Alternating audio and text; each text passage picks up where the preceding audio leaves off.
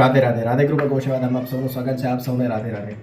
એક મહાદેવ નામનો માછીમાર હતો અને ખૂબ દયાળુ, ખૂબ સંતોષી જીવન હતું. એક દિવસ રોજ દરિયા કિનારે જાય, પોતાને જોઈતા પ્રમાણમાં માછલી લે અને પછી માછલી વેચે. આવી રીતે રોજ પોતાનો વેપાર કરતો હતો. એની સાથે સાથે ખરજીવન નામનો વ્યક્તિ હતો. એને બહુ જ મહાદેવનો જોઈને ઈર્ષા થાય, એની સાથે દ્વેષ કરે, એની સાથે ગુસ્સો કરે. કારણ કે જે મહાદેવ હતો એ હંમેશા ગામનો વાલો હતો. નાનકડા ગામમાં હતો પણ બધાને બહુ વાલો લાગતો. જેટલી જરૂર પડે એટલી જ માછલી લે, જેટલી જે વેચાણ થાય એટલી જ માછલી લે. એને જે પણ પૈસો મળતો, જે પણ એના ઘરની અંદર પોતાનો પરિવાર ચાલે એટલી લક્ષ્મી આવતી, એટલાથી એને સંતોષ હતો. પણ આ દ્રશ્ય જોઈને હરજીવનને શાંતિ પોતાના પેટમાં તેલ રેડાતું હતું. ઘણા બધા પ્રયત્નો કરે, એને મારવાના, એને હેરાન કરવાના, પણ છતાં ક્યાંય સક્સેસ ના જાય. એક સમય એવો આવ્યો કે એની જે નાવ હતી એ દરિયાના કાંઠે ઊભેલી હતી, બાંધેલી હતી, લંગર લગાવેલું હતું. એની અંદર કાણું પાડી દીધું અને કે આજે મહાદેવ માછલી લેવા જાય અને એ ડૂબી જાય અને મરી જાય. પણ તે છતાં હંમેશા મહાદેવના મનની અંદર એક જ વિચાર કે હંમેશા હું ક્યારે કોઈનું ખરાબ નહીં કરું. મારે જે જીવનમાં જરૂર છે એટલું જ હું માછલી લાવીશ ને એટલું જ મારું પરિવાર ચલાવવા માટેનો હું વ્યવસાય કરીશ. બાકી એનાથી વધારે વિશેષ કંઈ આશા રાખતો નથી. ને જે પણ થાય છે પરમાત્માની કૃપાથી થાય છે. એક દિવસ તો બજારમાં કહી દીધું કે તમે કોઈ મહાદેવની માછલી લેતા નહીં, એ વાસી માછલી લાવે છે.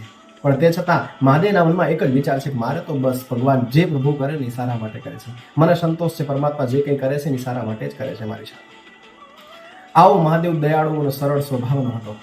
એક દિવસ એવી ઘટના બની, આ જ્યારે હરજીવન બધા કામ કરવા જાય ને ક્યાંય સફળ થાય નહીં મહાદેવને હરાવવામાં.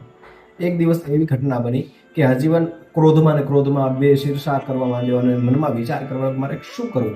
એ દરિયાના કાંઠે બેઠો હતો. એ જ સમયની અંદર ત્યાંથી મહાદેવ પસાર થાય છે. જોવે છે તો એક પથ્થરની ભેખડ જે છે, મોટો પથ્થર હતો, એ નીચે પડે છે. એની નીચે કાચબી દબાયેલી અને દેખાય છે અને બહુ તડફડી રહી હોય એવું લાગી રહ્યું છે. આ દ્રશ્ય જોઈને મહાદેવને થયું કે મારી ભૂખ તરસ બધી નકામી છે. કારણ કે હું મારી શરીર માટે હું કામ કરી શકું છું, પોતાના પેટ માટે કામ કરી શકું છું, ખાઈ શકું છું, પણ આ કાચબીનું શું? ચોક્કસ એનું ઈંડું મૂકવા આવી હશે. આવો વિચાર કરીને પથ્થર પાસે જાય છે. પોતાના બળથી એ પથ્થરને દૂર કરે છે, કાચબીને બચાવે છે. એ કાચબી ચાલતી ચાલતી દરિયામાં ઊંડે જતી રહે છે અને ઊંડે ગયા પછી થોડુંક જે આગળ જવાય જાય ત્યાર પછી જે કાચબી જ્યાં આગળ ફસાઈ હતી ત્યાં આગળ નજર પડે છે, કંઈક વસ્તુ ચમકે છે. આ જોઈને ત્યાં આગળ પાસે જઈને જોવે છે તો કોઈ એ જ્યાં ચમકે છે વસ્તુ ત્યાંથી અવાજ આવે છે કે તે મારો જીવ બચાવો, હું એ જ કાચબી છું. હું જેવી તેવી કાચબી નથી, પણ જાદુગરી કાચબી છું. મને તારા ઘરે તું લઈ જા. તારે જ્યારે ઈચ્છા થશે, તારે જે જોઈતું હશે તું માગીશ ને ત્યારે તને પ્રાપ્ત થશે. તને જોઈશે એટલું હું આપીશ, તું તારા ઘરે મને લઈ જા. આટલું કહી અને એ જે કાચબીના સ્વરૂપમાં જે લાકડી હતી એ લાકડી એની સાથે લઈને ચાલ્યો જાય છે. રોજ પ્રતિ દિવસ એમ કહે છે કે મારું ગુજરાન ચાલે, મારું ઘર ચાલે, એટલી માછલી મને મળી જાય અને એટલું જ મારો પરિવાર ચાલે, એટલો મને વેપાર ધંધો મળી જાય. એના પૈસા દ્વારા, લક્ષ્મી દ્વારા હું મારું પરિવારનું ગુજરાન ચલાવી શકું. આવું પ્રતિ દિવસે કરવા લાગ્યું. ધીરે ધીરે ભગવાનની કૃપાથી એના ઘરની અંદર સંપત્તિ, સુખ, સમૃદ્ધિ, ઐશ્વર્ય બધું મળવા માંડ્યું. અને આ દ્રશ્ય હરજીવનથી જોવાતું નથી. આ હરજીવન જો કરે છે કે આ આવ્યું ક્યાંથી? આટલું બધું એની પાસે કંઈ હતું નહીં ને આવ્યું ક્યાંથી? આ સુખી કઈ થઈ ગયો? અને સ્વાભાવિક છે, કોઈ માણસ સુખી થાય જો ઈર્ષા એનું કરતો હોય તો ઈર્ષાળુ માણસને ક્યારેયનું સુખ દેખાતું નથી. આ હરજીવન જોઈ અને પછી એક દિવસ વિચાર કરે કે એના ઘરની અંદર નજર નાખે છે અને નજર નાખીને જોયું છે કે એના ઘરની અંદર કોઈ વસ્તુ ચમકી રહી છે. ચોક્કસ કાલ સવારે જ્યારે મહાદેવ માછલી લેવા માટે દરિયાના કિનારે જાય ત્યારે હું ચોક્કસ એ વસ્તુ ચોરી લઈશ. એ લાકડી જે મને ચમકતી વસ્તુ દેખાય છે હું ચોરી લઈશ. આવો વિચાર કરીને હરજીવન એના ઝૂંપડી, નાનું ઝૂંપડું જેવું ઘર હતું એ ઘરની અંદર પ્રવેશ કરે છે. લાકડી લેવા જાય, એની પાસે પહોંચે ત્યારે લાકડી કહે છે, દુષ્ટ, અત્યાર સુધી હંમેશા તે મહાદેવનું ખરાબ ઈચ્છ્યું છે. એ મહાદેવ આટલો સરળ, આટલો ભોળો છે. એનું હંમેશા એની સાથે દ્વેષ, ઈર્ષા, ક્લેશ, ગામને પણ ખોટા રસ્તે દોરવાના પ્રયાસ કર્યા છે મહાદેવ પ્રત્યે. અને આજે તું મને લેવા આવ્યો છું, મારી ચોરી કરવા આવ્યો છું, આટલું કહી અને પછી જે લાકડી હતી એ દોરડાનું સ્વરૂપ ધારણ કરી અને એને ફરતે ફરવા લાગી. અને ફરતા ફરતા એ જે હરજીવન હતો એને દોરડાથી કસીને બાંધી દીધો એ જ લાકડીએ કે હવે હું તને છોડીશ નહીં.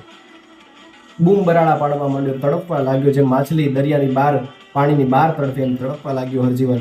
આ દ્રશ્યથી થોડા સમય પછી પાછો મહાદેવ આવે છે પોતાની ઝૂંપડી તરફ. ઝૂંપડી આવી પછી જુએ છે કે આ હરજીવન ફસાઈ ગયો છે, દોરડાથી બંધાઈ, અને એની પાસે માફી માંગવા સિવાય કોઈ બીજો ચારો છે નહીં. એને હાથ જોડીને કહે છે કે મેં તારી સાથે દ્વેષ કર્યો, તારી સાથે ઈર્ષા કરી, હંમેશા તારું ખરાબ કરવાનો પ્રયાસ કર્યો, હંમેશા ગામની સામે તને નીચે દેખાડવાનો પ્રયાસ કર્યો, પણ તે ક્યારે કોઈ દિવસ કોઈનું ખરાબ કર્યું નથી. મારું ક્યારે તે ખરાબ કર્યું નથી. મને માફ કર, મને ક્ષમા કર. હું બધી જ ભૂલોને હું તારી પાસે ક્ષમા માંગુ છું. આટલું કીધું એટલે પછી બહુ સરળ અને બહુ સહજ અને ભોળો માણસ છે મહાદેવ, એટલે એને કહે છે હે કાચબી તું એને છોડી દે. એ લાકડી એને છોડી દે છે, બે હાથ જોડી પગમાં પડીને માફી માંગીને ચાલ્યો જાય છે. કહેવાનો અર્થ એ છે કે જીવનની અંદર જેવું કરશો ને એવું ચોક્કસ તમને મળશે. કોઈ વ્યક્તિનું સારું જીવનમાં કરશો તો તમને ચોક્કસ સારું મળશે. કોઈ વ્યક્તિના જીવનનું આવતું દુઃખ તમે હરણ કરી શકો, તમારા જીવનમાં દુઃખ પરમાત્મા હરણ કરે છે.